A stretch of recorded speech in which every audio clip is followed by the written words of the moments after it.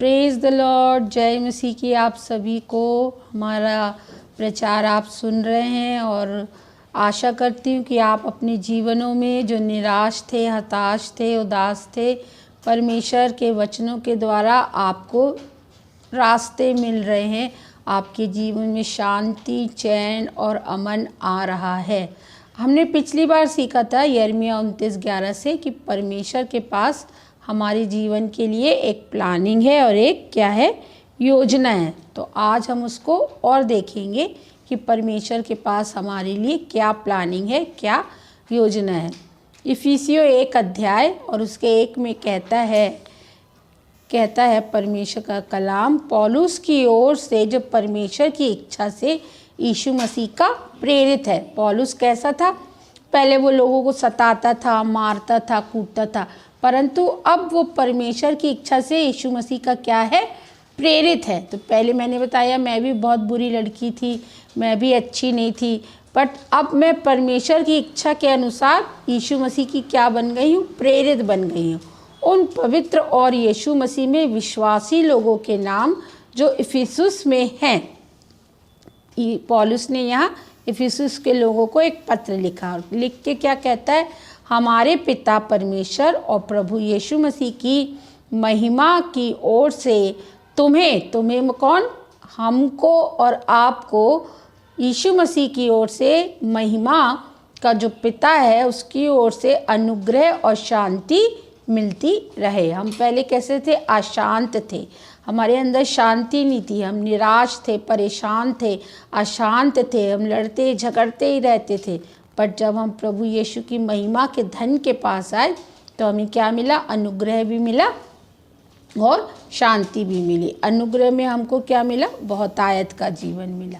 और तीसरे पद में क्या कहता है, हमारे प्रभु यीशु मसीह के परमेश्वर और अर्थात हमारे यीशु मसीह के पिता, जिनको हम यहोवा राफा, यहोवा चंगा, यहोवा निस्सी कहते हैं, पिता का धन्यवाद हो। क्या करता है, यीशु मसीह में हम पिता का क्या कर रहे हैं, आज धन्यवाद हो कि उसने हमें मसीह में स्वर्गीय स्थानों में सब प्रकार की आशीष दी है।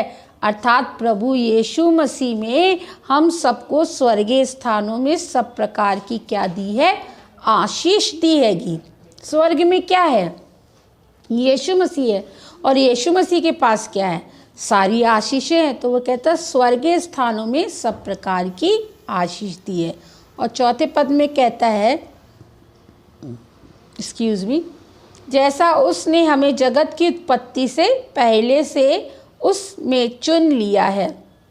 मतलब जब हम और आप अपनी माता के गर्भ में थे, जब परमेश्वर ने मेरे और आपके बेडोल शरीर को बनते हुए, उसमें नसें आते हुए, उसमें जान आते हुए, इन सब को देखा, उस समय से परमेश्वर ने मेरे और आपको क्या कर लिया है, जगत की उत्पत्ति से हमको और आपको क्या कर लिया है, चुन लिया है कि हम उसके निकट।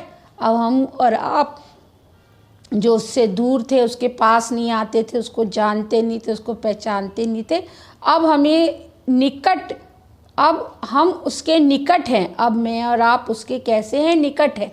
जैसे हमने पहले सीखा कि हमको क्या है, मन्ना क्या है, वचन है। हमको वचन को क्या करना है, पढ़ना है। हमको यीशु मसीह से प्रार्थना करना है, मतलब करना है। हमको यीशु मसीह के वचन को पढ़ना है, मतलब पढ़ना है। हमको हर संडे चर्च जाना है, मतलब जाना है। हमको क्या करना है, विश्वास करना है, तो करना है। तो उस प्रेम, उसके निकट प्रेम में पवित्र और निर्दोष हो गए। तो पहले मैं और आप पवित्र नहीं थे, मगर अब हम और आप उसके प्रेम में कैसे हो गए, पवित्र। तो पवित्रता की डेफिनेशन क्या है, शुद्ध, निर्मल। किसी विशेष व्यक्ति के लिए ये बात हो रही है। तो अब मैं और आप पवित्रता की ओर बढ़ रहे हैं। और निर्दोष का जो अर्थ है वो क्या है, दोष रहित, जिसमें कोई अपराध ना किया हो। तो हम पहले कैसे थे, अपराधी थे। हम बहुत गुटखा, बीड़ी, सिगरेट, चरस, अफीम, गांजा, ये सब पीते थे, है ना। हम लड़कियों के साथ फ्लर्ट करते थे, हम मोबाइल में गंदी बातों को देखते थे, है ना। हम झूठ बोलते थे, छल करते थे, कपट करते थे, अपने घर में अपने माता पिता भाई बहनों के साथ प्रेम व्यवहार नहीं करते थे, लड़ते झगड़ते थे। परमेश्वर का कलाम कहता है अपने पड़ोसी से अपने समान प्रेम कर, मगर हम क्या करते थे, अपने पड़ोसी की निंदा करते थे, अपने पड़ोसी को बुरी गालियां बकते थे, अपने पड़ोसियों से लड़ते झगड़ते रहते थे। तो हम कैसे थे? पवित्र नहीं थे, हम निर्दोष नहीं थे, मगर जब उसकी पहचान में उसके प्रेम में हम आए तो क्या बन गए? पवित्र और निर्दोष बन गए। अब चौथी आयत में ये कहता है, और 5वीं आयत में क्या कहता है? हमको कहता है और अपनी इच्छा की सुमति के अनुसार हमें अपने लिए पहले से ठहराया है। मतलब मेरे और आपको पहले से ठहराया था। हम पहले से, यिर्मयाह 29:11 में जो उसने कहा कि मुझे तुम्हारे बारे में प्लानिंग मालूम है, तो जब पहले से ठहराया था तो क्या योजना उसने हमारे लिए बनाई वो जानता था। इसलिए मेरे परमेश्वर पे, इसलिए मेरे प्रिय भाई और मेरे बहनों, मेरे जवान बेटे और बेटियों, हमको परमेश्वर ने अपने पास बुलाया और ठहराया, और फिर कहता है कि यीशु मसीह के द्वारा हम उसके लेपालक पुत्र हो गए। अब हम कैसे हो गए? यीशु मसीह के द्वारा उसके लेपालक पुत्र हो गए। तो जो लेपालक पुत्र की डेफिनेशन है वो इस प्रकार से है, गोद लिया हुआ लड़का किसी दूसरे की द्वारा अपने लड़के की तरह पाला पोसा जाता है। मतलब हम किसी और की संतान थे। हम पहले किसकी संतान थे? दुष्ट की संतान थे, बट हम बुरे कामों को करते थे। बट अब आज यीशु मसीह ने मेरे और आपको गोद ले लिया है। अब गोद ले लिया है तो किसी दूसरे के लड़के को पालना कितना बड़ी बात हो जाती है ना। उसका हमको जाति नहीं मालूम, उसका धर्म नहीं मालूम, उसका व्यवहार नहीं मालूम। बचपन से स्त्री ने अपना स्तनपान नहीं कराया, उसको फीडिंग नहीं कराया, तो वो बच्चा हमारा नहीं, बट किसी दूसरे के बच्चे को अपनाना बहुत कठिन काम हो जाता है। तो यीशु मसीह ने भी हम और आप जो पहले बिगड़े हुए थे, खराब हुए थे, अब हमको क्या कर लिया? गोद ले लिया है। ले पालक अपना बेटा और बेटियां, पुत्र और पुत्रियां बना लिया। और 6वें में क्या कहता है कि उसके उस अनुग्रह की महिमा की स्तुति हो। ये अनुग्रह हुआ मेरे और आपके ऊपर। अनुग्रह क्या है? अनुग्रह यही है कि हमें पापों की क्षमा फ्री में मिली, हमें सेहत में मिली। हमको अनुग्रह, जब टीचर क्या करती, टीचर के हाथ में ग्रेस मार्क्स रहते हैं। जब बच्चे फेल होते रहते हैंगे, वो साल भर देखती है कि उसने अच्छा परफॉर्मेंस किया, मगर फाइनल पेपर में वो अच्छा परफॉर्मेंस नहीं कर पा रहा है, तो वो ग्रेस मार्क्स उसके पास रहते हैं कि वो बच्चे को दे दे और पास कर दे और उसका साल बर्बाद होने से बच जाए।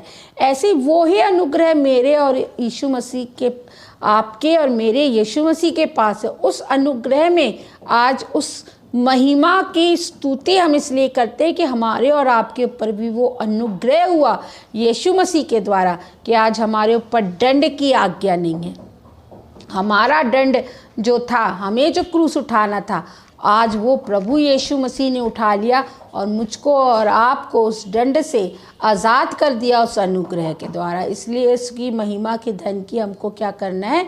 स्तुति है, जिसे उसने हमें उस प्यार में, सेत में दिया। हमको प्यार में क्या दिया है? सेत में ये दिया है ना। और उस 7वीं आयत क्या कहती है? हमको उसके लहू के द्वारा छुटकारा, यीशु मसीह के लहू के द्वारा हमको चंगाई, हमको छुटकारा, हमको दुष्ट आत्माओं से छुटकारा मिलता है, बीमारियों से छुटकारा मिलता है। तो ये सब उस अनुग्रह में आया। और फिर क्या कहता है? अपराधों की क्षमा मिली। क्या मिली? अपराधों की क्षमा मिली। अब यीशु मसीह के लहू के द्वारा मेरे और आपको अपराधों की क्षमा मिली है। अब हमको गाय बैल बछड़ों का लहू नहीं चढ़ाना पड़ता है। अब मगर हमको यीशु मसीह ने वो एक बार लहू बहा के हमको और आपको अपराधों की क्षमा दे दिया। और कहता है उसके उस अनुग्रह के धन के अनुसार मिला है। और अनुग्रह मैंने ऊपर आपको बता दिया। अनुग्रह वैसे तो कई प्रकार के होते, बट ये अनुग्रह हमको मिला कि हमारे पापों की क्षमा मिली। और 8वें पद में क्या कहता है? जिसे उसने सारे ज्ञान और समझ सहित हम पर बहुतायत से किया। तो सारा ज्ञान और समझ की आत्मा किसके पास है? प्रभु यीशु मसीह के पास है, उसके कलाम के पास है। मैंने बताया ना, उसका कलाम हमारा जीवन की रोटी है, उसका कलाम हमारे जीवन का जल है, उसका कलाम हमारी चंगाई है, उसका कलाम हमारा छुटकारा है, उसका कलाम हमारी धनाढ्यता है, उसका कलाम हमारी परिपूर्णता है। इसलिए उस सारे ज्ञान और समझ की आत्मा किस में है? प्रभु यीशु मसीह में है। और प्रभु यीशु मसीह कौन है? उसका कलाम, बाइबल। हम उसको जितना पढ़ेंगे उतनी हमारी समझ और ज्ञान हमारा बढ़ता चला जाएगा। फिर आगे क्या कहता है कि उसने अपनी इच्छा का भेद उस सुमति के अनुसार हमें बताया। कितनी बड़ी बात है कि उसकी इच्छा उसने हमको बताया। मगर जब हम शैतान के चुंगल में थे तब हम नहीं जानते थे कि परमेश्वर की इतनी अच्छी योजना। जैसे मैंने बताया, मैं पहले बहुत घमंडी, बहुत झगड़ालू, बहुत बुरी लड़की थी, है ना। मुझे नहीं मालूम था कि परमेश्वर की इतनी भली और इतनी अच्छी योजना मेरे लिए उसके पास है। मगर जब मैं उसके पास आई, अनुग्रह के द्वारा मेरे पापों की क्षमा मिली, मैं दुष्ट आत्माओं से ग्रसित थी, मेरे को परमेश्वर ने जीवन दिया, छुटकारा दिया उस अनुग्रह के द्वारा। तब मैंने जाना कि मेरे लिए इतनी भली योजना है कि आज मैं बैठ के आपको सुसमाचार कलाम प्रचार सुना रही हूँ। तो ऐसी आप लोग के लिए भी परमेश्वर के पास योजना है। मगर योजना जानेंगे कब? जब उसके पास आएंगे, प्रार्थना के द्वारा स्तुति करना सीखेंगे, वो वचन को पढ़ना सीखेंगे, फास्टिंग करना सीखेंगे, विपरीत परिस्थिति में उसके साथ चलना सीखेंगे, उसके ऊपर विश्वास करना सीखेंगे। तो वो कहता है कि उसने हमारे लिए ठान लिया है कि मैं शीरी इब्राहिम के जीवन में ऐसा काम करूँगा, तो उसने करके ही रहा। और जो ठान लेने का परिभाषा है वो इस प्रकार से, किसी काम को करने का दृढ़ निश्चय करना। यीशु मसीह ने दृढ़ निश्चय कर लिया था कि मैं शीरी के जीवन में ऐसा काम करूँगा। तो मेरे और आपको भी अब कोई और काम को करने का दृढ़ निश्चय नहीं करना है। सारे कठिन काम यीशु मसीह ने कर दिया, अब हमको बहुत ईजिली काम करना है। ईजिली काम क्या है? हम अपने घर में, अपनी नौकरी के स्थान में, अगर हमारे पास फ्री टाइम है तो हम क्या करें? दुआ कर लें बैठे बैठे। यदि हमारे पास फ्री टाइम है तो हम अपने मोबाइल का, लैपटॉप का सही उपयोग करें, ना कि गंदे गाने सुनने में, ना कि गंदी पिक्चर देखने में, ना कि लोगों की बुराई करने में, ना कि लड़कियों के लड़के लड़कियां एक दूसरे से घंटों गंदी गंदी बातें करें फ़ोन पे। इन सब कामों के लिए नहीं, बल्कि परमेश्वर के कलाम को आप पढ़ सकते हैं अपने खाली समय पे, अपने लैपटॉप पे, अपने मोबाइल पे। गृहिणियों के पास जब खाली समय रहता है तो घर अपने मायके में फ़ोन लगा के अपने ससुराल की बुराई ना करें, अपने पति की, अपनी माँ से, अपनी नंद की बुराई ना करें। मगर वो क्या करें? क्योंकि परमेश्वर इन सब कामों से बहुत घृणा करता है। सबसे बेस्ट काम है कि आपके पास जब फ्री टाइम रहे, मेरी बहनों, मेरे भाइयों, मेरे जवान बेटे बेटियां, आप परमेश्वर के कलाम को उठाएं और उसके कलाम को पढ़ने लगें। आप परमेश्वर से दुआ करने लगें। आप इस मसीह गीत लगा लें, उसको सुने। आप इन सब बातों से बच जाएंगे, किसी की बुराई करने से, किसी की निंदा करने से। तो परमेश्वर ने हमारे लिए ठाना है अच्छा करने की, तो हमें भी अच्छा बनने का ठान लेना है कि हम भी यीशु मसीह के लिए अच्छा बनेंगे। फिर आगे क्या कहता है? आगे कहता है, फिर कहता है हम इफिसियों 1 और उसका 17वां अध्याय पढ़ेंगे। उसका 1 और उसका 17वां अध्याय पद। वहाँ पर इस प्रकार से लिखा हुआ है कि हमारे प्रभु यीशु मसीह का परमेश्वर जो महिमा का पिता है ना। यीशु मसीह के परमेश्वर, यीशु मसीह के पिता जो हैं वो हैं क्या है? महिमा के पिता हैं। तुम्हें अपनी पहचान में, तुम्हें कौन? अर्थात मैं और आप यीशु मसीह की पहचान में मेरे और आपको क्या मिले? ज्ञान और प्रकाश की आत्मा मिले। अरे हमारे को अगर किसी के साथ पहचान रहती है ना, तो हमने क्या अपना वो रुतबा और अपना वो बताते हैं ना। अभी हम लोग पिछली बार अस्पताल गए हुए थे तो हमने देखा कि जिनकी पहचान रहती है या जिनका कोई पहचान का रहता है तो वो पहले ही बता देते हैं कि अरे हमारी पहचान है। तो हम लोग जो पहले से लोग बैठे रहते हैंगे पहचान के कारण वो पहले अंदर चले जाते हैं।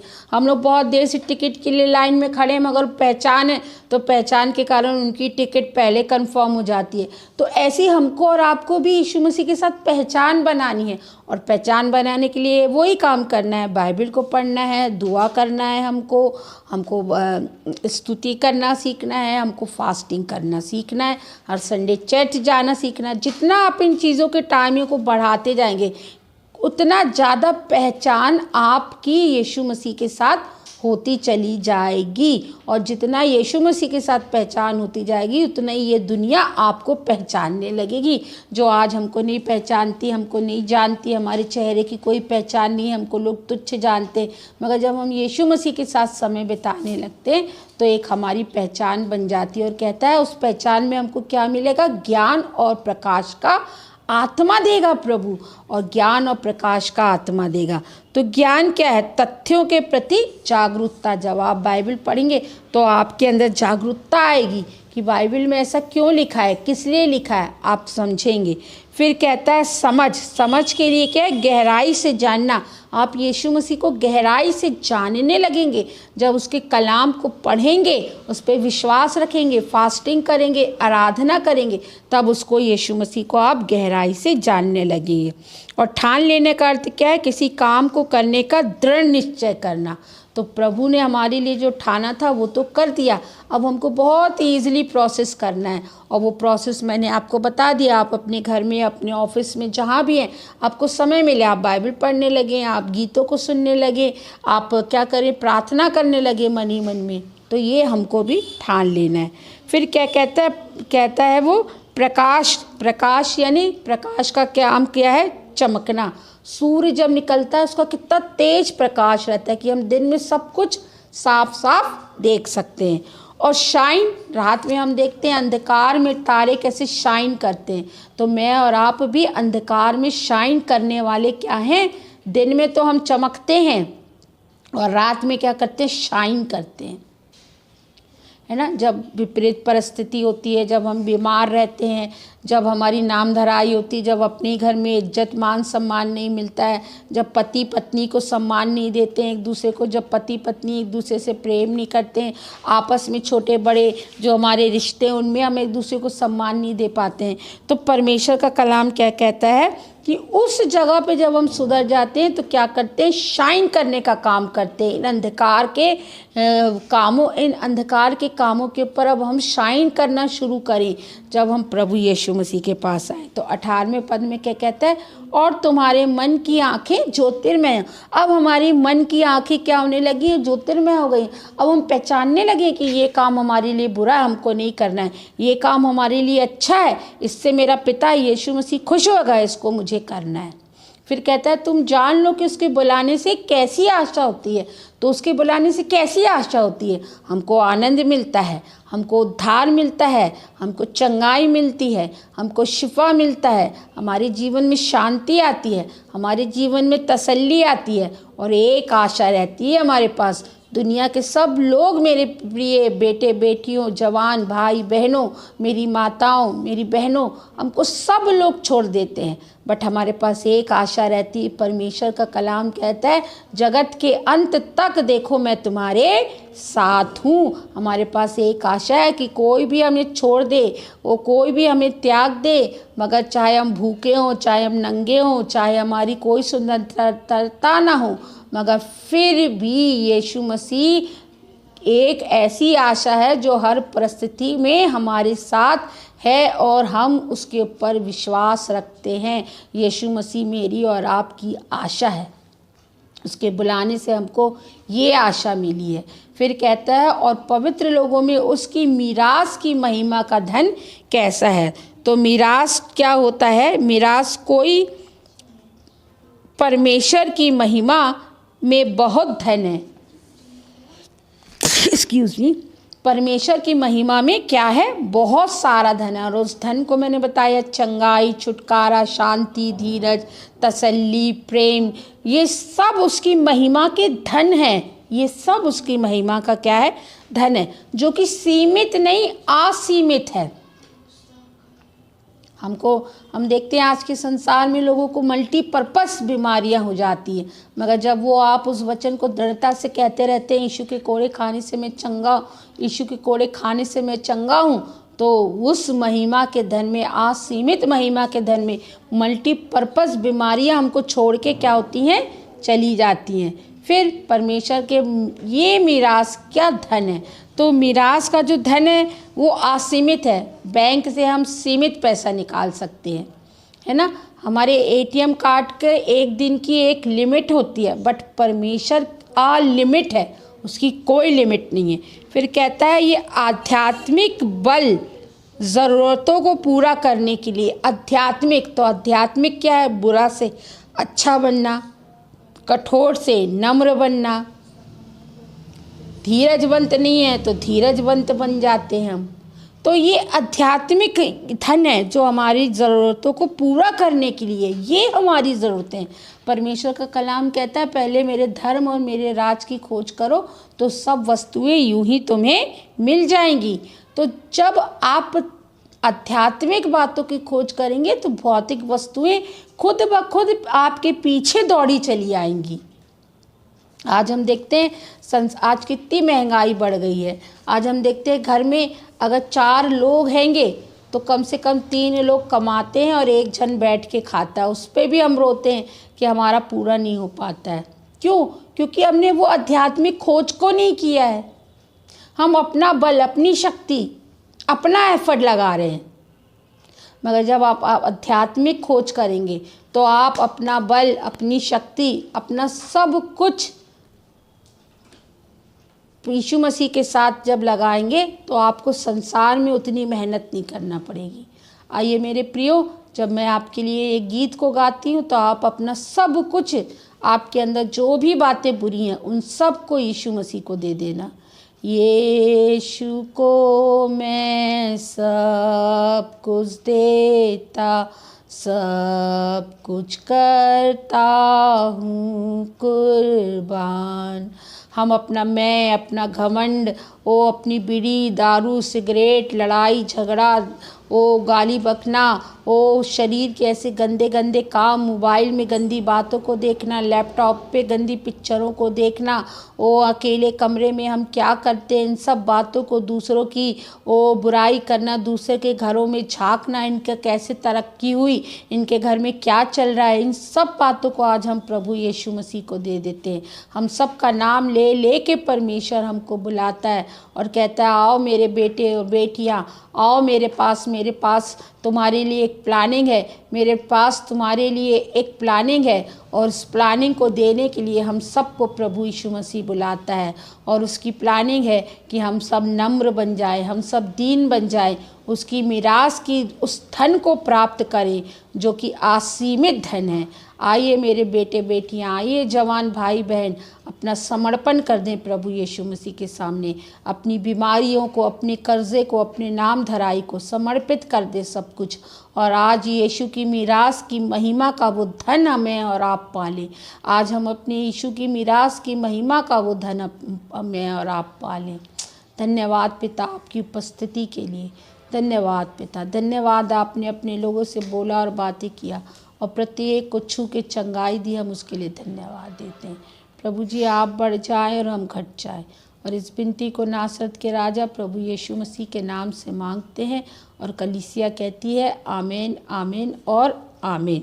इस चैनल को आप ज़्यादा से ज़्यादा लोगों तक पहुंचाएं, अपने ग्रुप में शेयर करें, जो लोग अंधकार में बैठे हुए हैं उन तक पहुंचाएं, क्योंकि आप ये भी एक प्रकार की सेवा है कि आपने सेतमेत में पाया, आप भी सेतमेत में फुकट में पाया, आप भी फुकट में दूसरे लोगों तक शेयर कर दें। शेयर का एक बटन दबाएं, आप सुसमाचार को दुनिया के कलाम तक पहुंचाएंगे। मुझको नहीं पहुंचा रहे, आप प्रभु के कलाम को पहुंचा रहे हैं। तो आप इसे सब्सक्राइब करें, लाइक करें, ज़्यादा से ज़्यादा अपने ग्रुप में पहुंचाएं और बार बार हफ्ते भर इस वचनों को आप पढ़ते रहें, ताकि परमेश्वर का वो ज्ञान और समझ की आत्मा आपके अंदर काम करे और आपकी अंधकार में जीवन में प्रकाश आ जाए। हम आपके लिए प्रार्थना करेंगे, आप भी हमें अपनी प्रार्थनाओं में उठा दें।